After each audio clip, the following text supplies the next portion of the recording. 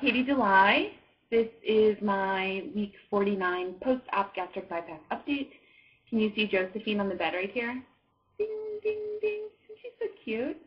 I'm trying to sit a little bit further away from the computer so you guys can, whatever, see my shoulders now, so that I can see, when I'm looking back at videos, kind of get more of a sense of what size I am and stuff.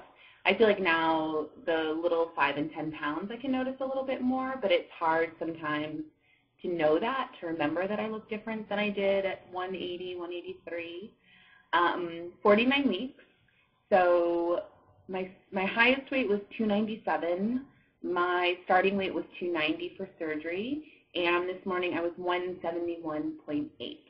So I think it's been 3 weeks since I made a video, and I think my last weigh-in, which was also my lowest weight ever, was 171.6. So I'm up 0.2, which is nothing. Like, my hair grew a little.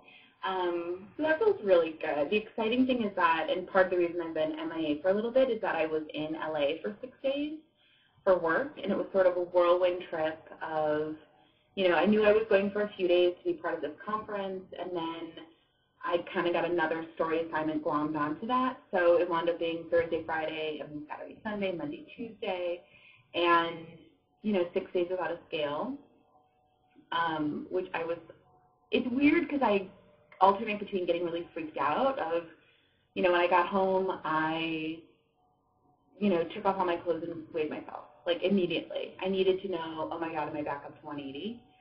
But at the same time, it's really, like, liberating to be away from the scale, too, and to be like, I just need to focus on eating healthy, and I'm sure it'll be fine, and actually, lost while I was there. I gained, like, a pound before I went, and then I lost a pound while I was there. So pretty much right now it feels like I am, I don't want to say effortlessly, because obviously it'd be easy to just, like, eat junk food all day, and I'm not doing that. So, like, obviously there's effort in terms of making healthy choices, but without feeling like I'm on a diet at all.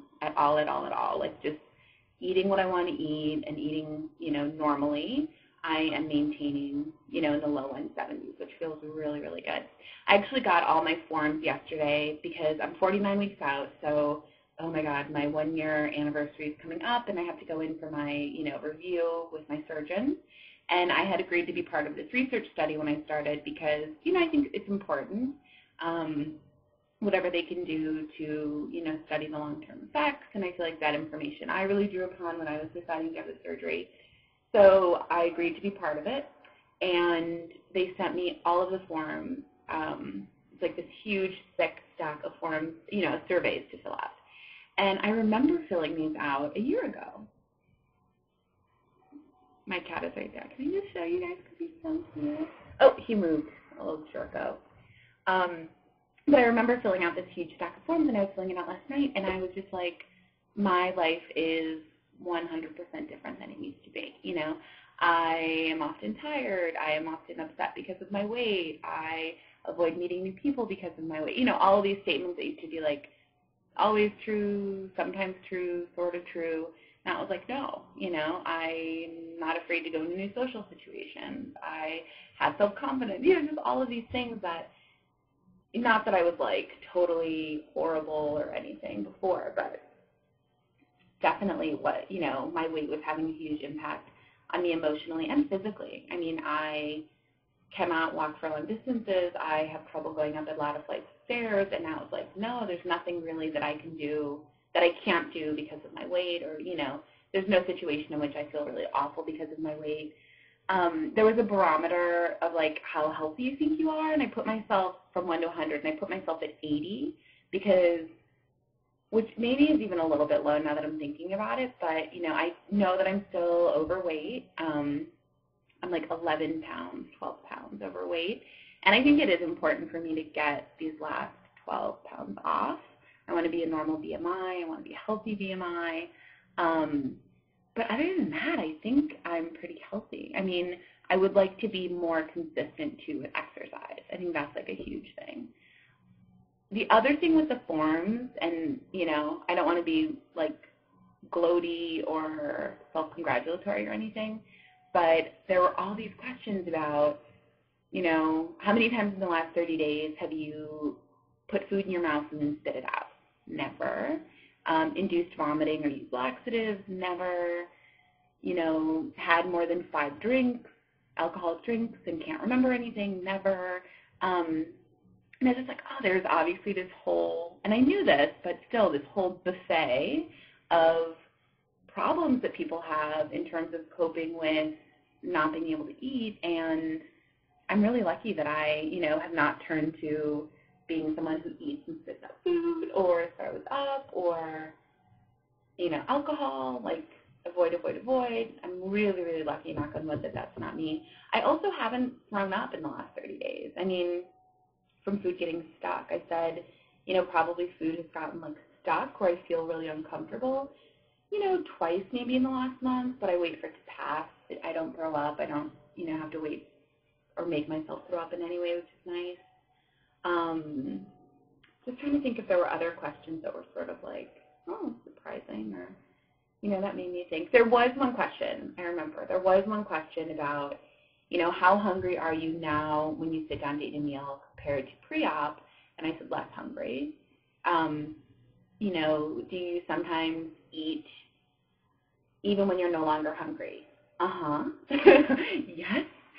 You know, do you sometimes eat even if you're full? And yeah, I definitely do. I mean, sometimes, not every day, but sometimes I definitely am like mad at myself while I'm eating because I know that I'm full, but I still want to be eating. And that's something I think I'm always going to struggle with, like actually stopping when I'm satisfied. And one of the questions, though, was, do you enjoy, you know, compared to pre-op, do you enjoy eating in food more or less, or, you know, the same amount?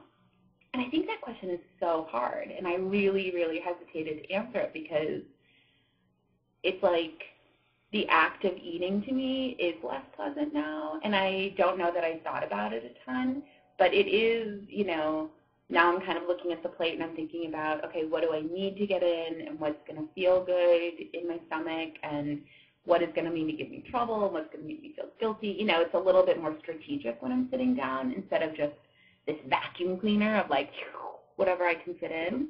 So in some ways I enjoy it less, and definitely there are a lot of foods that I avoid. Not a ton of foods that I avoid, but I mean, I am not going to order a big bowl of pasta unless it's pretty special and there's meat involved. I mean, I just don't have room for that in my life. So I feel like less because like these doors have shut, but I feel like more I enjoy eating because after my meals, I'm not immediately awash in disgust and self-loathing and food coma, you know what I mean? So to me, it was like both. It was like the physical act is less satisfying, but the emotional act of it and the post-act of it is 10 times more awesome. I don't know if that makes sense. I feel like it's really rambly. So anyway, that was just what I was thinking about. My 1-year appointment is in 3 weeks, and I'm trying not to freak out about it. I think when I went in at 6 months, I remember being 190. I'd hit 100 pounds kind of exactly. Maybe I was 189. I would love to be in the 160s by the time I go in, which is, you know, would require losing 2 or 3 pounds in the next 3 weeks. And it's funny that seems like a lot, but it kind of does. I mean, obviously, the last month I maintained at 171, 172. So now to want to lose 2 or 3 pounds feels like, oh, I'm going to have to really focus on that. And I know that it's exercise. I know that's like the big piece of it. Since we moved, I, you know, got rid of my old gym membership because there isn't really a branch by me. And that means I need to figure out a new fitness routine. I want to join a yoga studio, but it's $100 a month, which is fine. I'm willing to pay that.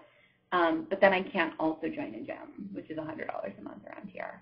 So, and kind of that indecision means that I haven't joined anything in the last month. So I need to just get it together and figure it out. And I am wearing, I'm doing the testing that I mentioned for the little activity monitor. I am wearing my little activity monitor, which I just plugged it into the computer and got like my feedback. And it says, you know, pretty sedentary. I went on a 10-mile walk on Saturday, and then I went on the treadmill for 40 minutes on Thursday. But other than that, that week I didn't work out. And my average per day is about 600 calories, 624, I think, you know, on top of basal metabolic rate and everything. So wearing it, I can totally feel has like made me a bit more aware of it, and I'm hoping if I keep wearing it, you know, it gives me a goal. So over the next 12 weeks, I'm going to go up to 825 calories on average.